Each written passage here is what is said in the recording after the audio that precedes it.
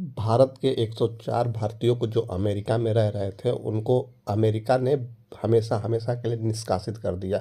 निष्कासित कर दिया और भारत सरकार इस पे हाथ धरी बैठी रही। कहा जाता है कि मोदी जी ट्रंप के बहुत अच्छे दोस्त हैं। यहाँ भी ये भी कहा जाता है कि मोदी जी ने एक फ़ोन कॉल पे यूक्रेन रूस का युद्ध रुकवा दिया था। लेकिन इस मामले में भारत की सरकार बिल्कुल हाथ पे हाथ धरे बैठी रही और भारतीयों को हथकड़ी में 40 घंटे तक बांध कर और अमेरिका से भारत भेज दिया गया, जो जिसमें 104 लोग, जिसमें एक 4 साल का बच्चा भी शामिल है। सोचने वाली बात यह है कि ये लोग कभी भी अब दोबारा अमेरिका सहित 20 देशों में नहीं जा सकते हैं। अमेरिका सरकार ने इनको अवैध प्रवासी के रूप में पकड़ा और इन्हें अपने जहाज़ से भारत भेज दिया ये तो ठीक है, लेकिन भारत सरकार ने अपने कर्तव्यों का निर्वहन कहाँ किया? हाथ पे हाथ धरी बैठी, उससे बात करना चाहिए। हथकड़ियाँ क्यों लगाई गई? क्या ये कोई आतंकवादी थे जो हथकड़ी में बांध के लाया गया? और सबसे बड़ा सवाल ये है कि आप अमेरिका सरकार ने उनको पकड़ा और जहाज़ में भर के ठूंस के पहुंचा दिया इंडिया।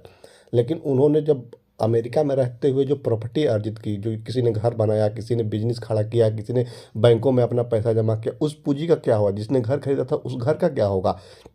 सरकार इस मामले में बिल्कुल मूक दर्शक बन के बैठी रही, या तो सरकार ने कोई बातचीत नहीं करी। अभी हाल ही में 12 तारीख को मोदी जी का अमेरिका दौरा भी है, विदेश मंत्री भी अमेरिका दो दो बार गए थे, लेकिन भारत सरकार की तरफ से कोई कदम नहीं उठाया गया। केवल कहा जाता है कि मोदी जी ट्रंप के बहुत अच्छे दोस्त हैं। यदि दोस्त हैं तो फिर किस काम की? भारत को वैश्विक लेवल पर इस तरह से बदनाम होते हुए देखना, ये कहाँ का न्याय है? भारत सरकार की विदेश नीति कहीं न कहीं पूरी तरह से फ्लॉप होती हुई नज़र आई और भारत सरकार ने कोई उचित कदम नहीं उठाया। भारतीयों को जहाज़ में भर के एक अपराधी की तरह वहाँ के लोगों ने आने के बाद बयान दिया। जब यूक्रेन से लोग निकाले गए भारत के, तो भारतीय मंत्री जाके एयरपोर्ट पर उनको गुलाब का फूल देते थे। इस बार कोई क्यों नहीं गया इनका स्वागत करने के लिए, गुलाब का फूल देने के लिए?